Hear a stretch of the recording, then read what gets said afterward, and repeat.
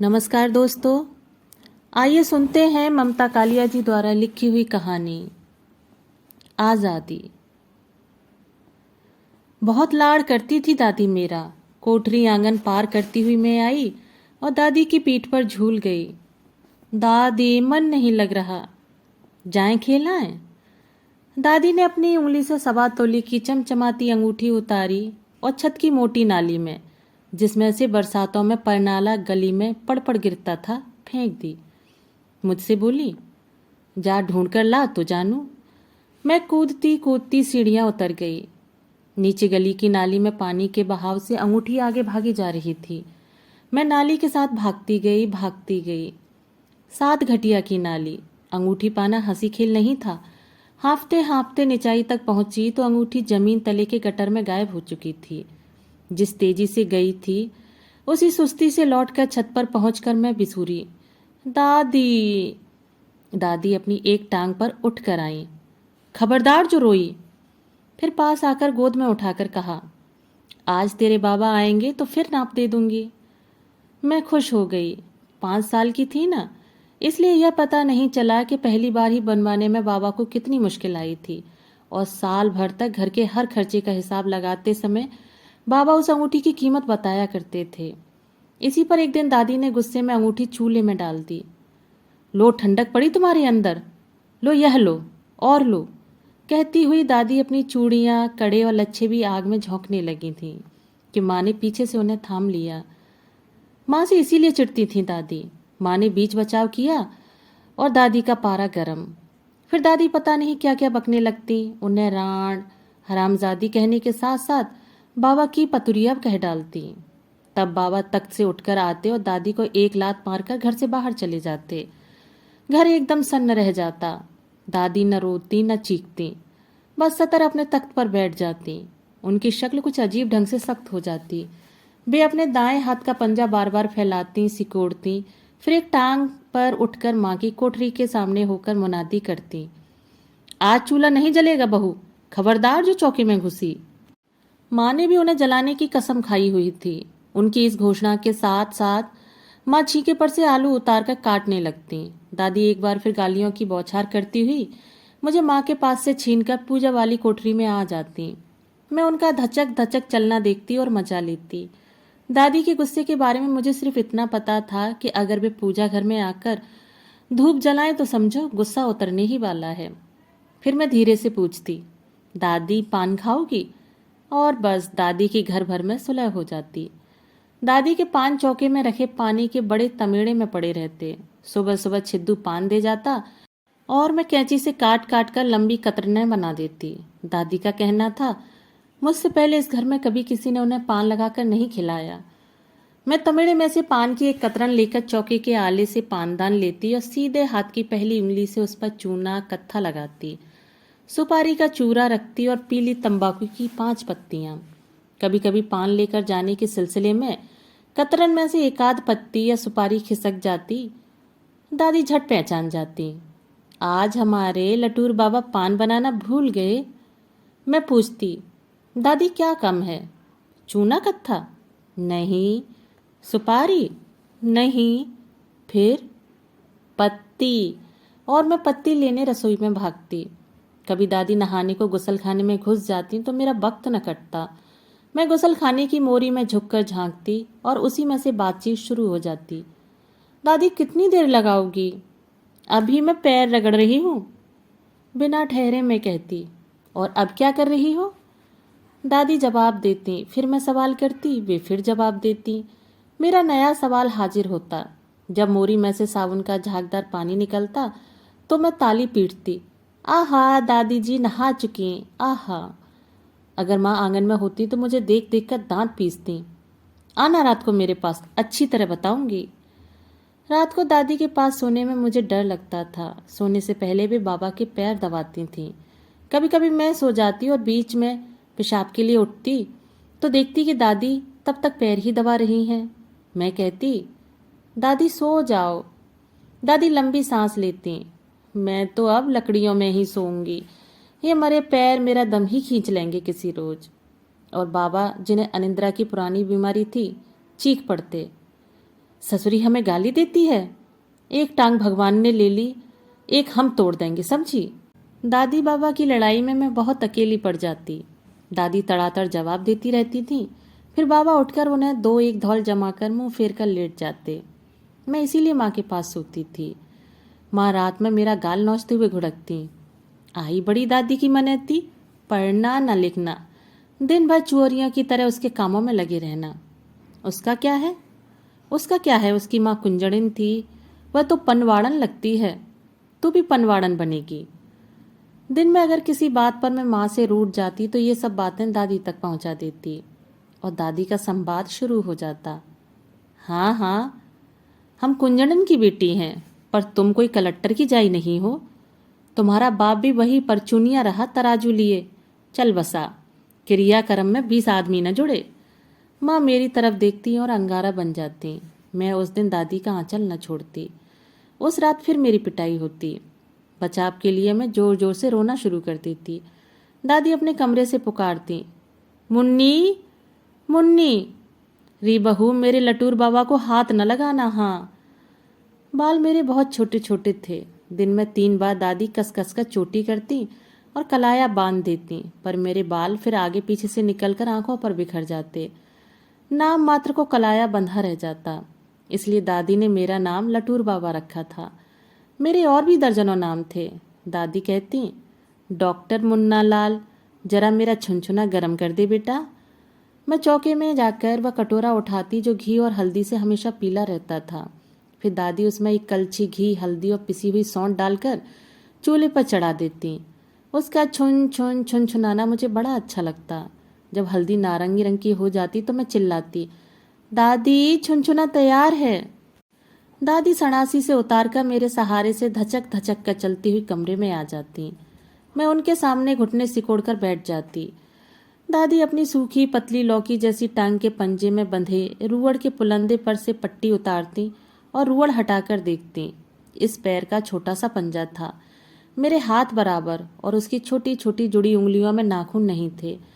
दादी दोनों हाथों से पैर थाम कर कहती, अरे राम रे, बड़ी टीस होती है चलते चलते।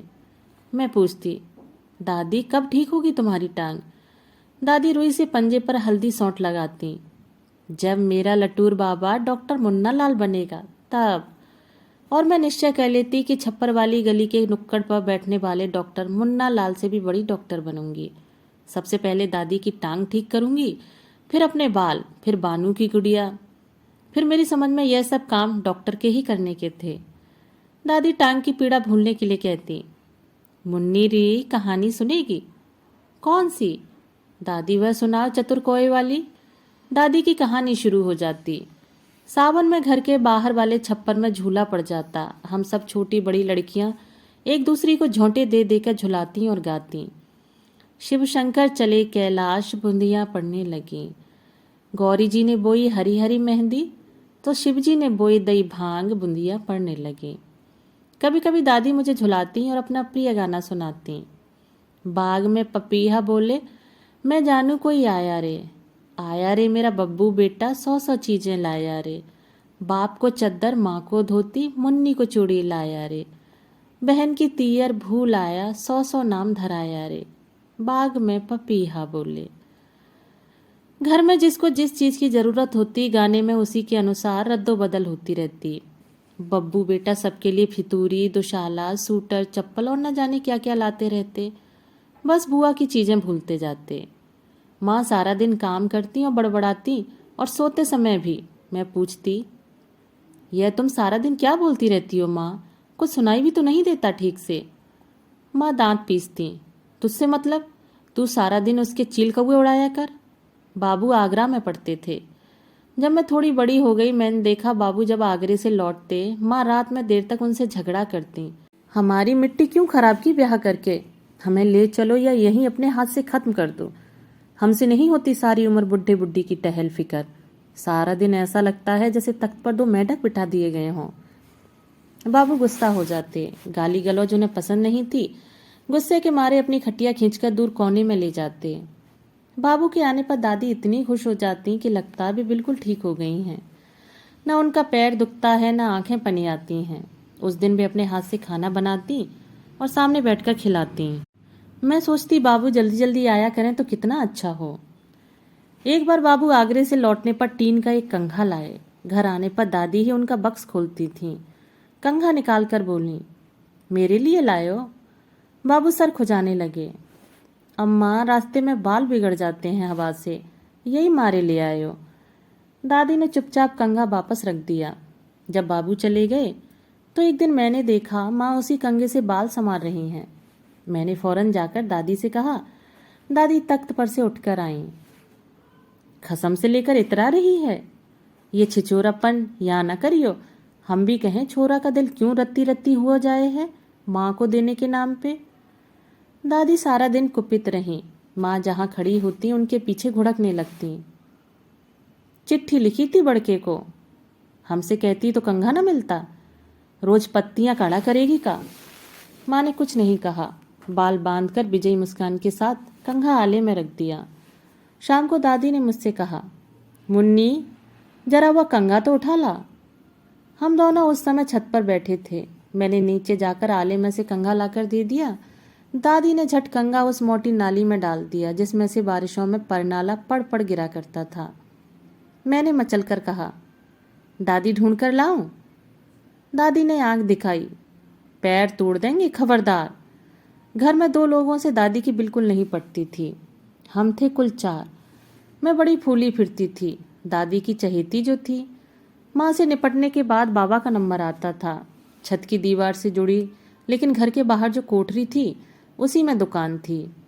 मेरे मन में दुकान को लेकर हमेशा कौतुक बना रहता था। दुनिया भर का सामान बाबा उस छोटी सी दुकान में रखते थे।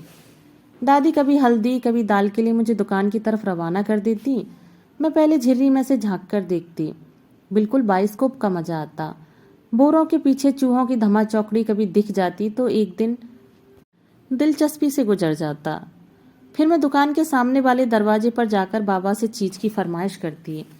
बाबा खाली बैठे होते तो मना जरूर करते, चल भाग, दुकानदारी ना खराब किया कर सुबह सुबह। मैं फिर भी न जाती, वहीं समेट कर बैठ जाती। तब पिंड छुड़ाने के लिए बाबा पुड़िया बांधकर मेरी तरफ फेंक देते। दादी को यह सब पसंद नहीं था। बाबा दुकान से काफी हुज्जत के बाद एक दिन का सामान निकाल कर देते थे। अगले दिन फिर वही खींचातानी। दादी ने कई बार कहा कि तराजू से तौलकर सेर पक्की दाल और पसेरी चावल अलग अलग रख दें, पर बाबा इसे फिजूल खर्ची मानते थे। वे कहते, ज्यादा दिखेगी तो ज्यादा उठेगी। एक बार तो वे काली मिर्च की डिबिया चौके से उठाकर ले गए कि ये 8 रुपए की बिक जाएगी। हम लोग कभी कभी विश्राम घाट जाते थे। वहां औंधे पड़े कछुए देखकर मुझे डर लगता और मजा भी आता। दादी उन्हें छू छू कर दूर भगा देती और देर तक नहाती। वहां उनकी कुछ एक सहेलियां मिल जाती। कपड़े बदलते, माला फिरते, दुनिया जहान की बातें कर ली जाती। ऐसी बातचीत के दौरान ही दादी को मनसा ने बताया कि डेम्पियर पार्क में एक बड़ा लायक डॉक्टर आया है। वकीलिनी की टांग ऐसी ठीक की है कि कल तक बिस्तर पर हाय हाय चिल्लाने वाली वकीलिनी आज दगड़ दगड़ करती फिर रही है। दादी सुनकर बहुत खुश हुई। आज जमुना मैया ने हमारी सुन ली। हम आभाल अभी हाल ही जाएंगे वहां। जितनी तेज वे चल सकती थी उतनी तेज चलती हुई वे घर आईं और बिना सुस्ताए सीधी बाबा की दुकान पर खड़ी हो गईं। अजी, डेम्पियर पार्क में एक बड़े डॉक्टर आए हैं, हमें दिखाए ला। बाबा को बात पसंद नहीं आई। का भयो है तोय? दादी को गुस्सा आ गया। तुम हमारी दूसरी टांग भी तोड़ दो, न रहेगा बांस न बजेगी बांसुरी। बाबा बोले, अच्छे डॉक्टर की फीस भी अच्छी होगी, का फायदा। तुम्हें कौन ब्याह रचाना है? मर्ज और कर्ज समय पाकर जाते हैं बब्बू की माँ। डॉक्टरन की चीड़ फाड़ से तो या जन्म भी खराब बा जन्म भी खराब। दादी दुकान से हट आई। मैंने दोपहर में कहा, चलो दादी चुपके से डॉक्टर को दिखा आए। दादी कुछ नहीं बोली, बस मुझे कसकर छाती से लगा लिया। उस दिन के बाद से उन्होंने पैर में छुनछुना लगाना भी बंद कर दिया। पता नहीं क्यों दादी को अगर फोड़ा फुंसी निकलती तो वह जल्दी ठीक नहीं होती थी। वह धीरे धीरे फैलती जाती, फिर उसमें मवाद पड़ जाता। दादी आंगन की नीम की पत्तियां पीसकर उस पर बांधती, पर फोड़ा बहुत दिनों के बाद ठीक होता। अब तो उन्होंने यह सब भी करना बंद कर दिया था। माँ कभी दादी के पास नहीं बैठती, काम में लगी रहती, और जब काम न करती होती तो अपनी कोठरी में आंखों पर हाथ रखकर पड़ी रहती। मैं जाकर पूछती, माँ क्या बात है, थक गई हो? वे कुछ न बोलती। मैं कहती, कहाँ दर्द है, लाओ दबा दूँ। माँ मेरा हाथ झटक देती हैं, जा भाग उसी के पास। एक बार बाबू आगरे से लौटे। उनके बक्से में से कुछ लड्डू निकले। सूख गए थे लेकिन स्वादिष्ट। बाबू ने सबको एक एक दिया। हमारे कॉलेज में बटे थे। आज़ादी मिल गई। उसी खुशी में 15 अगस्त को बांटे गए। दादी चौंक उठी, कहाँ मिल गयो है? आज़ादी, आज़ादी। अब हम गुलाम नहीं रहे, हमारा अपना राज हो गया। गांधी बाबा ने स्वराज दिला दियो है। अब का होएगो? होएगो का? इतनी बड़ी बात है, तुम समझ ही नहीं रही हो तो का करें? सबको आज़ादी मिल गई अब। मैं बिना समझे ताली बजाने लगी। आहा जी, आज़ादी मिल गई। दादी अचंभे से बोली, सबको मिल गई? हाँ हाँ। उन्होंने एक लंबी सांस खींची। हमें ना मिलो गांधी बाबा, नहीं तो बा से कहती एक ठो फितूरी दिलाए दें। आज़ादी का कहाँ करें अब, न ओढ़वे की चीज न बिछावे की। बाबू खिन्न हो गए। तुम्हें कुछ भी समझाना बड़ा मुश्किल है अम्मा। दादी ने अपना लड्डू थोड़ा सा चक्कर मुझे ही दे दिया। माँ ने अपने हिस्से का लड्डू अनखाया रसोई की पड़हरी पर रख दिया, जहाँ नजर पड़ते ही चील की तरह झपट्टा मार में उठाकर खा गई। बाबू इस बार घर पर पूरे वक्त बस पढ़ते ही रहे। मेरे लिए भी एक किताब लाए थे और सुबह सुबह पढ़ाते थे। जब मैं जल्दी समझ लेती तो माँ की ओर देखकर कहते, मुन्नी की बुद्धि में कोई खोट नहीं, बस निचावली नहीं बैठती, यही मुश्किल है। बाबा घर में होती चहल पहल से बेखबर अपनी दुकान में गद्दी पर बैठकर गल्ला गिनते रहते। एक दिन ब्यालू के बाद बाबू से बोले, बब्बू तेरी पढ़ाई खत्म भय वाली है, दुकान गद्दी संभारो अब, मैं बहुत थक गया हूँ। बाबू सन्न रह गए। बाबा बोले, आखिरी साल है ना जे? हाँ बाबूजी। तो बस इस बार तुम हिसाब किताब समझ लो। दिवाली पर बही खाता बांट तराजू तुम ही पूजियो आए के। दुकान पर बैठने के लिए तो मैंने एमए नहीं कर रहा हूँ बाबूजी, मैं जोरों से नौकरी ढूंढ रहा हूँ, पास होने तक मिल ही जाएगी। बाबा एकदम भड़क गए। नहीं बैठेंगे का मतलब? का इसीलिए तो पढ़ायो है कि तू पढ़ लिख कर कुर्सी तोड़े? ससुरी फीस भरी है जन्म भर, मर मर कर पढ़ायो है कि लोगों के सामने छाती ठोंक कर कहें कि देखो मेरा छोरा 16 क्लास पढ़ो है। बाबूजी दबी जबान में बोले, लेकिन मैंने तो पूरा तौलने के लिए पढ़ाई नहीं की। मुंह पे ना है तेरी फीस के पैसा, चाहे जाकान सुन चाहे बाकान। पिछला रुपया भी मुझे लौटाए दे जो अपनी माँ का दूध पियो हो। दादी बीच में बोली, अभी उम्र का है, फिर नौकरी करेगा तभी रुपए घर में आएंगे। चुप रह, तो क्या समझ है? कल को अलगोजा हुआ तो पैसा अपने बटुए में रखेगो कि नहीं? इतनी दूर की कौड़ी दादी को नहीं सूझी थी। चाहती तो बेबी थी कि बाबू उनकी आंखों के सामने रहें, लेकिन इस वक्त वे चाहती थीं कि बाबू के आने पर घर में सब राजी खुशी रहे, लड़ाई झगड़ा ना हो। इसी वजह से वे माँ को भी बार बार कहती थीं, हंसी खुशी से काम किया कर, सूजा हुआ मोड़ बबुआ जरा पसंद नहीं करता। माँ तमक कर कहती, हमें तो बंसी वाले ने ऐसा ही बना के भेजो है, ऐसे ही रहेंगे, शक्ल उधार कहाँ से लाएं? बाबू भुनभुनाते घर में घूमते रहे। अजीब किस्सा है ये, पढ़ लिख कर भी बांट तराजू से सिर फोड़ो, पढ़ने का क्या फायदा अगर अपना रास्ता चुनने की आज़ादी नहीं। दादी ने सुनकर उसास भरी। तो फिर भी कछू है, मोए देख, ये इतना बड़ा फोड़ा है पीठ पे, पर तेरे बाबू जर्रा के पास नहीं ले जाते। रे बब्बू, तेरी नौकरी लगे तो सबसे पहले मोए डाकदर के ले चलियो। बाबू बोले, तू मेरे पास ही रहा करना अम्मा। पीठ के फोड़े में चीरा लगाना था। चीरा लगाने के जर्रा 7 रुपए मांग रहा था। जब जब फोड़े का मवाद दर्द के चक्के मारता, दादी कराती हुई जर्रा से जाकर हुज्जत कराती। जर्रा कभी टस से मस न हुआ। दादी दुखी होकर कहती, अच्छी आज़ादी आई, मरे चीड़ फाड़ वाले के भी रुपए लगने लगे, पहले यही जर्रा एक सेर गुड़ लेकर चीरा लगावे था। बाबा ने समझाया, अरे मैं तो कहूँ इसे बिल्कुल ना छेड़, पोल्टिस बांधे जा, ससुर आप ही फूटेगो। फोड़ा नहीं फूटा, धीरे धीरे सारे शरीर में मवाद फैल गया। तख्त पर लेटे लेटे कराहती, किसी से कुछ न मांगती न पूछती। गली की पाठशाला में मेरा नाम लिखवा दिया गया था। नई सहेलियों नई किताबों में मैं मशगूल हो गई। फिर भी सुबह स्कूल जाने से पहले और स्कूल से लौटने पर सबसे पहले मैं दादी के पास ही दौड़ी आती। दादी, मैं स्कूल जा रही हूँ। दादी, मैं आ गई। दादी मेरे सिर पर हाथ फेरकर मुझे चूम लेती। 2, 3 और 4 का पहाड़ा दादी के पास बैठकर ही याद किया था मैंने। याद कर मैं उन्हें सुनाती, वे आंखें बंद करके सुनती रहती। एक दिन स्कूल में सफ़ेद कपड़े पहनकर आने के लिए कहा गया। सुबह सुबह 15 अगस्त का जलसा था। मैं मुंह अंधेरे नहाकर तैयार हो गई। स्कूल जाने से पहले दादी की कोठरी में गई। दादी, आज आज़ादी का दिन है, हम स्कूल जा रहे हैं, तिरंगा झंडा फहराया जाएगा। दादी बोली, रे मुन्नी, थोड़ी आज़ादी मेरे लिए भी ले आना पुड़िया में बांध के। मैं हंस पड़ी। जनगण मन गाने के बाद बहन जी ने सबको लाइन में खड़ा करके बताशे बांटे। दौना भर बतासे थे, लेकिन हम लड़कियों को लग रहा था जैसे झउआ भर के हों। कई लड़कियों ने तो उसी समय अपना हिस्सा चबा डाला। मैंने 2 बतासे मुंह में डाले और चूसती रही। घर आते हुए मैंने सोचा आधे दादी के लिए रख दूंगी और दादी को आज जनगण मन गाकर सुनाऊंगी। कोठरी में जाकर मैंने पीठ के पीछे हाथ ले जाकर कहा, देखो दादी, मैं सच्ची मुच्ची आज़ादी लाई हूँ पुड़िया में बांधकर। यह क्या? दादी न हंसी न बोली, न मेरी तरफ करवट ली। मैं झपटकर दादी के पास पहुंचकर उन्हें हिलाने लगी। दादी आसानी से नहीं हिली। उन्हें वाकई आज़ादी मिल चुकी थी। दोस्तों, अभी आप सुन रहे थे ममता कालिया जी द्वारा लिखी हुई कहानी आज़ादी। दोस्तों, कहानी पसंद आई हो तो मेरे चैनल को लाइक, शेयर और सब्सक्राइब जरूर कीजिएगा। धन्यवाद।